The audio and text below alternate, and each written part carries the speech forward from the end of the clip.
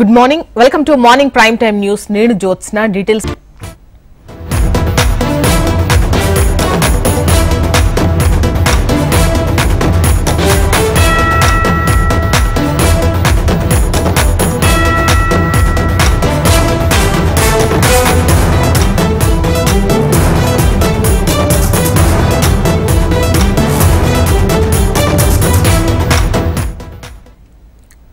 Jammu Kashmir assembly ఎన్నికల తొలి విడత పోలింగ్ కొనసాగుతోంది. మొత్తం 90 అసెంబ్లీ నియోజకవర్గాలకు తొలి దశలో 24 స్థానాల్లో పోలింగ్ జరుగుతోంది. 7 జిల్లాల్లో 24 స్థానాలకు 218 మంది అభ్యర్థులు పోటీ పడుతున్నారు. 3276 పోలింగ్ స్టేషన్స్ లో 14,000 మంది పోలింగ్ సిబ్బంది విధులు నిర్వహిస్తున్నారు. ఇక సాయంత్రం 6 గంటల వరకు పోలింగ్ కొనసాగనుంది. 2019 ఆగస్టులో ఆర్టికల్ 370 రద్దు తర్వాత జమ్మూ కాశ్మీర్లో అసెంబ్లీ ఎన్నికలు జరుగుతున్నాయి. మరోవైపు ఉగ్రదాడుల నేపథ్యంలో జమ్మూ కాశ్మీర్లో కట్టుదిట్టమైన భద్రతా ఏర్పాట్లు చేశారు. జమ్మూ కాశ్మీర్లో 3 విడతల్లో అసెంబ్లీ ఎన్నికలు జరగనుండగా తొలి దశలో 24 స్థానాలకు, రెండో దశలో 26 స్థానాలకు, మూడో దశలో 40 స్థానాలకు పోలింగ్ జరగనుంది.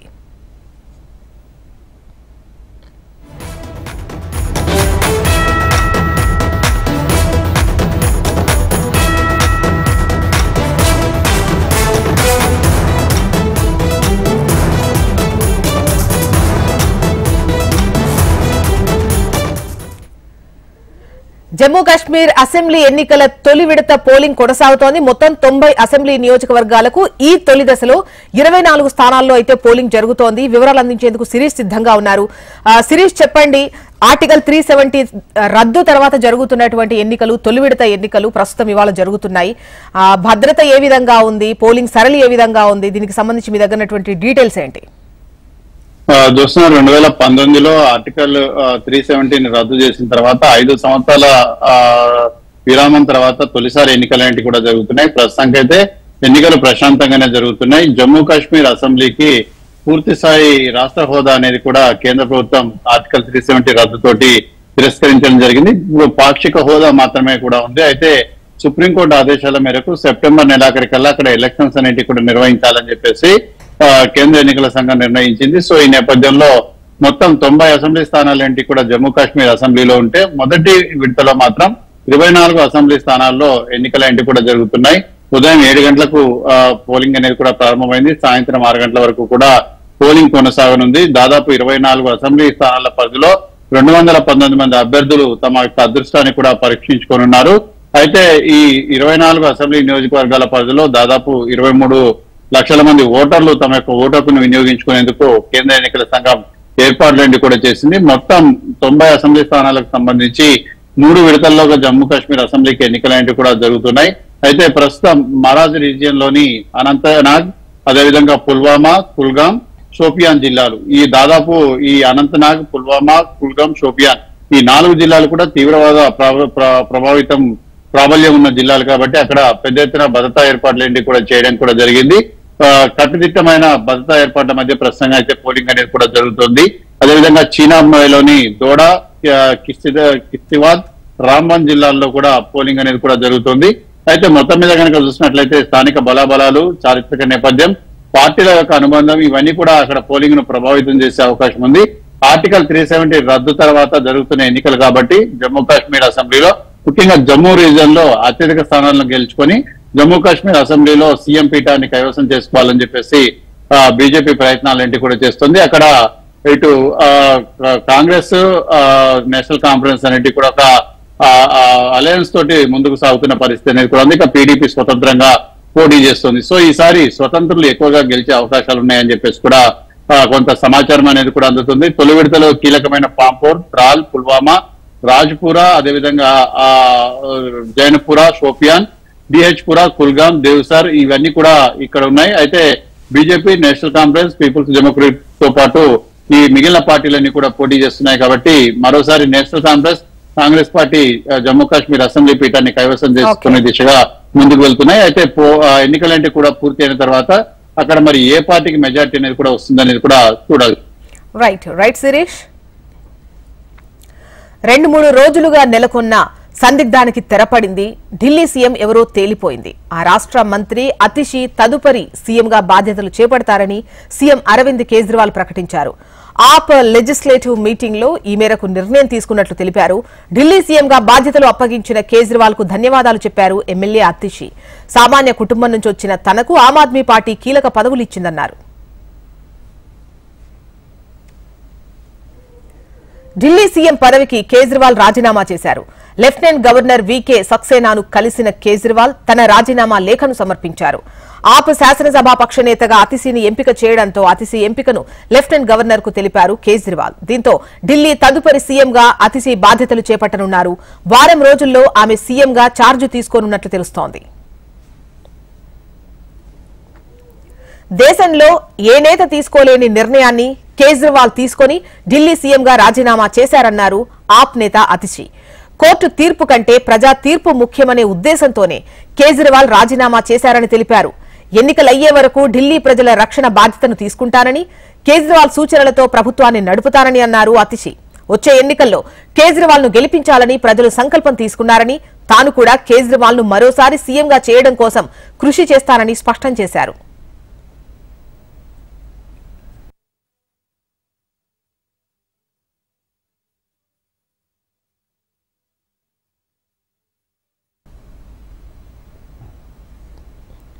ఢిల్లీ తదుపరి ముఖ్యమంత్రిగా అతిశిని ఎంపిక చేయడంపై ఆప్ రాజ్యసభ ఎంపీ స్వాతి మలివాల్ అభ్యంతరం వ్యక్తం చేశారు. అతిశిని డమ్మీ సీఎం అంటూ వ్యాఖ్యానించారు. ఉగ్రవాది అఫ్జల్ గురుకు క్షమాభిక్ష ప్రసాదించాలని అతిశి తల్లిదండ్రులు రాష్ట్రపతికి విజ్ఞప్తులు చేశారని, ఆ కుటుంబానికి చెందిన అతిశిని సీఎంగా నియమించడం దేశ భద్రతకు ప్రమాదకరమని అన్నారు. ఇది బాధాకరమన్న స్వాతి మలివాల్ ఢిల్లీని ఆ దేవుడే కాపాడాలంటూ హాట్ కామెంట్స్ చేశారు.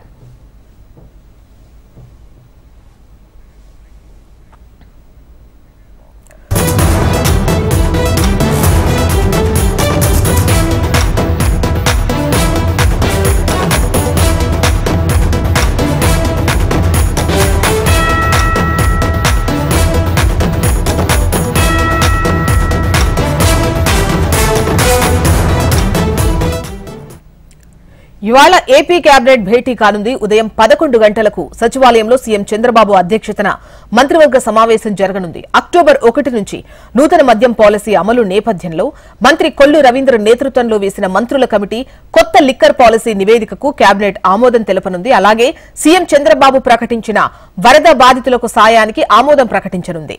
భవిష్యత్తులో వరదలకు నష్టం వాటిల్లకుండా బుడమేరు మరమ్మతులు, లైనింగ్ పనులకు కేబినెట్ ఆమోదం తెలపనుంది. బీసీ సంక్షేమం కోసం పలు కార్యక్రమాలకు నిధుల మంజూరుకు కేబినెట్ గ్రీన్ సిగ్నల్ ఇవ్వనుంది. బీసీ కార్పొరేషన్ పునర్వ్యవస్థీకరణకు ఆమోదం తెలపనుంది మంత్రివర్గం. అలాగే రేపు ప్రారంభించనున్న మరో 75 అన్నా క్యాంటీన్లకు ఏపీ కేబినెట్ ఆమోదం తెలపనుంది.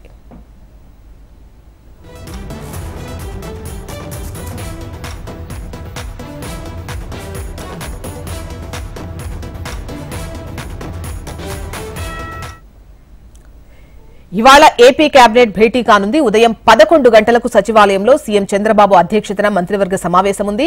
అక్టోబర్ 1 నుంచి నూతన మద్యం పాలసీ అమలు నేపథ్యంలో మంత్రి కొల్లు రవీంద్ర నేతృత్వంలో వేసిన మంత్రుల కమిటీ కొత్త లిక్కర్ పాలసీ నివేదికకు ఆమోదం తెలపనున్నట్లుగా తెలుస్తోంది. వివరాలు మనకు కాంతి అందిస్తారు. కాంతి, చెప్పండి, ముఖ్యంగా ఇవాల్టి కేబినెట్ భేటీలో ఏ అంశాలు చర్చకొచ్చే అవకాశం ఉంది, ఎన్నిటికీ ఆమోదం తెలిపే అవకాశం ఉంది?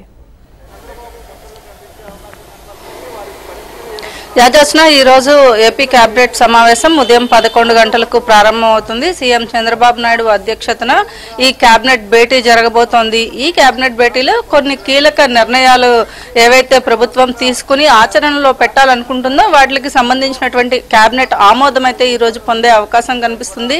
ముఖ్యంగా ఆంధ్రప్రదేశ్ లో మద్యం పాలసీకి సంబంధించినటువంటి విషయంలో కొన్ని కీలక నిర్ణయాలను అయితే ప్రభుత్వం తీసుకుంది. దీనికి సంబంధించినటువంటి కేబినెట్ సబ్ కమిటీ ఒకటి మంత్రులతో వేశారు. దానికి సంబంధించినటువంటి డెసిషన్స్ అన్నింటినీ కూడా రూపొందించారు. దీనికి సంబంధించిన ఆమోదం ఏదైతే ఉందో ఈ రోజు కేబినెట్ ఆమోదం తీసుకున్న తర్వాత ఆ బిల్ ని పాస్ చేసే అవకాశం ఉంటుంది. కాబట్టి ఈ రోజు మద్యం పాలసీకి సంబంధించినటువంటి విషయంలో కేబినెట్ కీలక నిర్ణయం తీసుకున్న నేపథ్యంలో దానికి ఆమోదం తెలిపే అవకాశం ఉంది. ఇక రేపు ఏదైతే ప్రారంభించబోయేటువంటి 75 అన్నా క్యాంటీన్లు, ఇప్పటికే 100 అన్న క్యాంటీన్లు ప్రారంభించినటువంటి ప్రభుత్వం మిగిలిన 75 ఏవైతే ఉన్నాయో వాటిని ప్రారంభించేందుకు సన్నద్ధం చేసింది. దీనికి సంబంధించి రేపు ప్రారంభం కానున్న నేపథ్యంలో కేబినెట్ ఆమోదం అనేది ఈ రోజు వేసే అవకాశం కనిపిస్తోంది. ఇక ఆపరేషన్ బుడమేరు అనేది బుడమేరుకు గండి పడడం వల్ల ఎంత నష్టం వాటిల్లింది. విజయవాడకి సంబంధించినటువంటి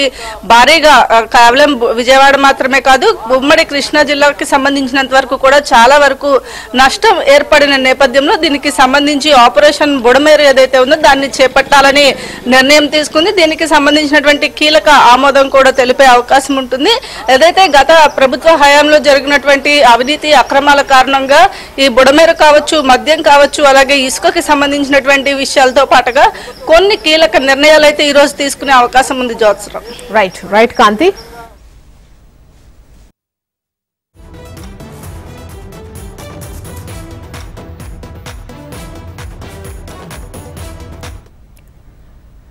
ఏపీ వ్యాప్తంగా తొలి విడతలో 100 అన్నా క్యాంటీన్స్ ప్రారంభించిన ప్రభుత్వం రెండో విడతకు సిద్దమైంది. రేపు మరో 75 క్యాంటీన్లను సీఎం చంద్రబాబు ప్రారంభించనున్నారు. రాష్ట్ర వ్యాప్తంగా మొత్తం 203 క్యాంటీన్స్ ప్రారంభించాలని ప్రభుత్వం లక్ష్యంగా పెట్టుకుంది. విశాఖలో 25 క్యాంటీన్లు ప్రారంభం కానున్నాయి. ఎమ్మెల్సీ ఎన్నికల కారణంగా మొదటి విడతలో ఇక్కడ ఏర్పాటు చేయలేదు. ఈ అన్నా క్యాంటీన్స్ లో 15 రూపాయలకే 3 పూటలా ప్రభుత్వం భోజనం పెడుతుంది. ఉదయం టిఫిన్, మధ్యాహ్నం లంచ్, రాత్రి డిన్నర్ అందించాలనే ఉద్దేశంతో 2018లో చంద్రబాబు ప్రభుత్వం అన్నా క్యాంటీన్ల పేరుతో క్యాంటీన్స్ ఏర్పాటు చేశారు.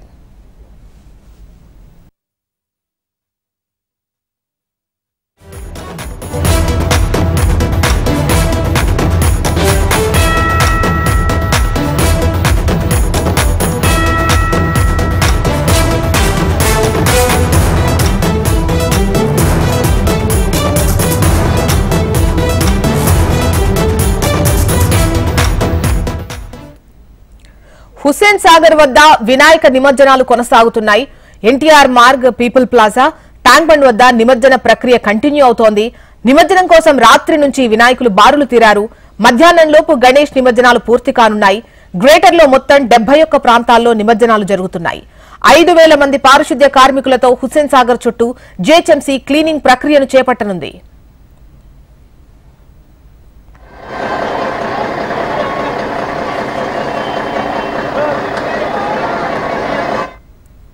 ఇక గణేష్ నిమజ్జనోత్సవాలు ఆలస్యంగా కొనసాగుతున్నాయి. మధ్యాహ్నం వరకు వినాయక నిమజ్జనం కొనసాగే అవకాశం ఉంది.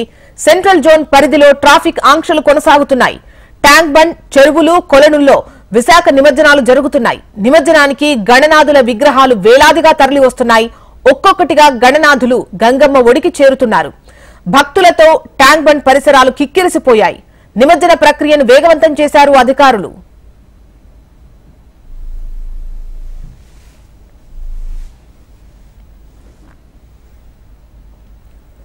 హైదరాబాద్ మొజంజాహి మార్కెట్ వద్ద నిమజ్జన ర్యాలీని సిపి సివి ఆనంద్ పరిశీలించారు.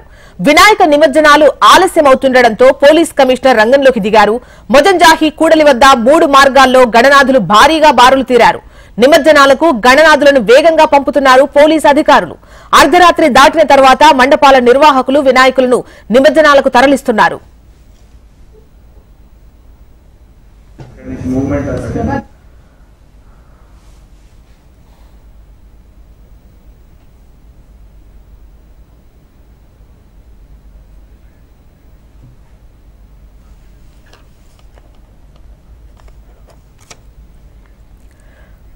హుస్సేన్ సాగర్ వద్ద వినాయక నిమజ్జనాలు కొనసాగుతున్నాయి. NTR Marg, people plaza, tank bund వద్ద నిమజ్జన ప్రక్రియ కంటిన్యూ అవుతోంది. నిమజ్జనం కోసం రాత్రి నుంచి కూడా వినాయకులు బారులు తీరారు. మధ్యాహ్నం లోపు గణేష్ నిమజ్జనాలు పూర్తి కానున్నాయి అని అంటున్నారు. అయితే క్రేన్ నెంబర్ 4 దగ్గర సిచ్యువేషన్ ఏ విధంగా ఉంది, ఏంటి అన్నటువంటి వివరాలు మనకు రామకృష్ణ అందిస్తారు. ఆర్కే చెప్పండి, ప్రస్తుతం క్రేన్ నెంబర్ 4 దగ్గర సిచ్యువేషన్ ఎట్లా ఉంది? పూర్తిగా నిమజ్జనాలు కంప్లీట్ అయ్యేందుకు ఎంత టైం పట్టేటువంటి ఛాన్సెస్ ఉంది? ప్రస్తుతం రైట్ నౌ అక్కడ ఏంటి పొజిషన్?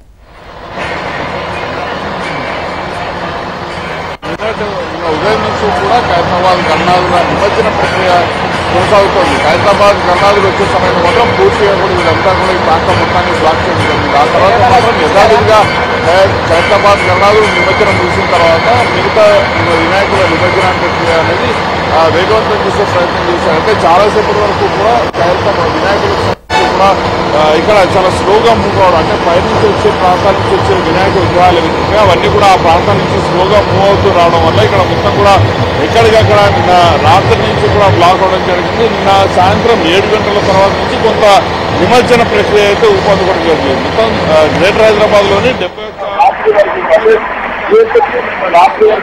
అంటే జిహెచ్ఎంసీ నిన్న రాత్రి వరకు ఇచ్చిన సమాచారం మేరకు 1,05,000 విగ్రహాలు నిమజ్జనమైనట్టు కూడా జిహెచ్ఎంసీ అయితే చెప్పడం జరిగింది.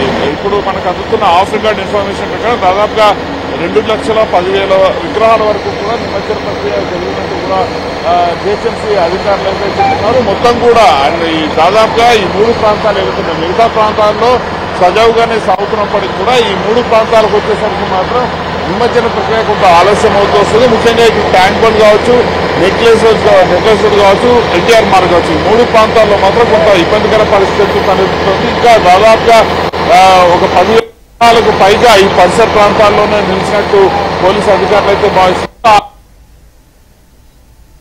మధ్యాహ్నం దాటే అవకాశం ఉందని కూడా వాళ్ళు ఒక అంచనా అయితే వేస్తున్నారు. మొత్తంగా చూసుకున్నా కూడా వినాయక విగ్రహాలకు సంబంధించిన నిమజ్జన ప్రక్రియ మొత్తం కూడా దాదాపుగా రాత్రి 7 నుంచి 9 మధ్య పూర్తి స్థాయిలో కంప్లీట్ అయ్యే అవకాశం ఉన్నట్టు అధికారులు కూడా భావిస్తున్నారు. అందుకనే వీలైనంత త్వరగా కూడా వచ్చిన విగ్రహాన్ని వచ్చినట్టు నిమజ్జనం చేసే ప్రక్రియకు సంబంధించి కేవలం 5 నిమిషాల్లోనే వినాయక విగ్రహ నిమజ్జనం పూర్తయ్యేలాగా అధికారులు అయితే కీలకమైన చర్యలు తీసుకున్నారు. ఇక వినాయక విగ్రహాల నిమజ్జనం ఒకటైతే ఏదైతే మొత్తం కూడా వ్యర్థాలు వస్తుంటాయో ఆ వ్యర్థాలను తొలగించేందుకు జిహెచ్ఎంసీ కూడా ప్రత్యేక బృందాలను ఏర్పాటు చేసుకోవడం జరిగింది. మొత్తం గ్రేటర్ పరిధిలో 200 ప్రత్యేక బృందాలని ఏర్పాటు చేయడం జరిగింది. వచ్చిన విగ్రహాన్ని వచ్చినట్టే నిమజ్జనం చేయడంతో పాటు ఏవైతే వచ్చిన వ్యర్థాలు ఉంటాయో వచ్చిన వ్యర్థాలన్నింటినీ తొలగించేందుకు వీటన్నింటినీ కూడా ఏర్పాటు చేశారు. అలాగే 200 ప్రత్యేక టిప్పర్లను కూడా ఏర్పాటు చేశారు. ఎక్కడైతే వినాయకుల నిమజ్జనం జరుగుతుందో వచ్చే వ్యర్థాలన్నింటినీ కూడా వాటిని తొలగించే విధంగా కూడా ఏర్పాటు చేస్తున్నారు. అలాగే రోడ్ల మీద పడిన చెత్త ఏదైతే ఉంటుందో ఆ చెత్త కూడా దాదాపుగా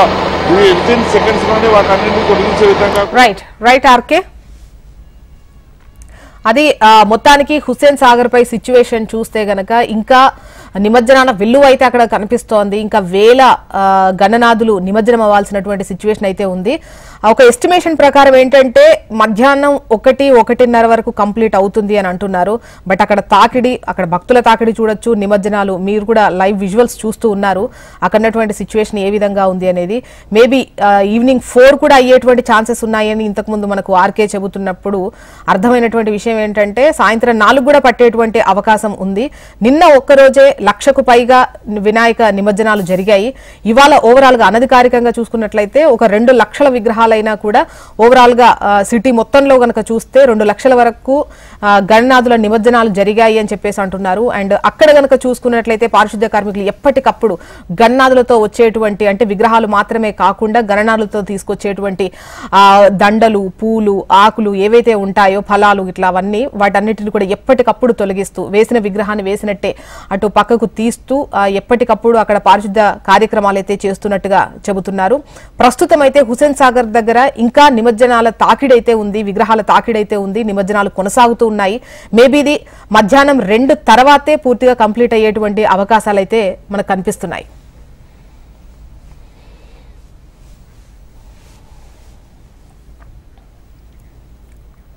చైనాలో జరుగుతున్న ఆసియా ఛాంపియన్స్ ట్రోఫీలో భారత హాకీ జట్టు ఘన విజయాన్ని సాధించింది. చైనాతో ఫైనల్లో తలపడ్డ భారత్ 1-0 తేడాతో టైటిల్ ను కైవసం చేసుకుంది. దీంతో భారత్ వరుసగా రెండోసారి ఈ ట్రోఫీని అందుకొని రికార్డు సృష్టించింది. మొత్తంగా భారత్ ఇప్పటి వరకు ఆసియా ఛాంపియన్స్ హాకీ టైటిల్ ను 5 సార్లు నెగ్గింది. డిఫెండింగ్ జుక్రాజ్ సింగ్ 51 నిమిషంలో గోల్ కొట్టి టైటిల్ గెలవడంతో కీలక పాత్ర పోషించాడు. అంతకు ముందు 3వ స్థానం కోసం జరిగిన మ్యాచ్ లో పాకిస్తాన్ 5-2 తేడాతో కొరియాను ఓడించింది. కాగా పారిస్ ఒలింపిక్స్ లో హర్మన్ ప్రీత్ జట్టు కాంస్యంతో సరిపెట్టుకున్న విషయం మనందరికీ తెలిసిందే.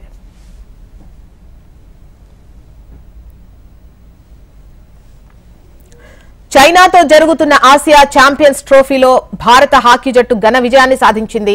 చైనాతో ఫైనల్లో తలపడ్డ భారత్ 1-0 తేడాతో టైటిల్ ను కైవసం చేసుకుంది. దీంతో భారత్ వరుసగా రెండోసారి ఈ ట్రోఫీని అందుకొని రికార్డు సృష్టించింది. మొత్తంగా భారత్ ఇప్పటి వరకు ఆసియా ఛాంపియన్స్ హాకీ టైటిల్ ను 5 సార్లు నెగ్గింది.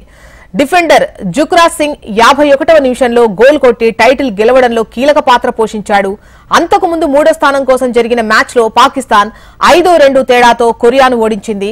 కాగా పారిస్ ఒలింపిక్స్ లో హర్మన్ ప్రీత్ జట్టు కాంస్యంతో సరిపెట్టుకున్న విషయం తెలిసిందే.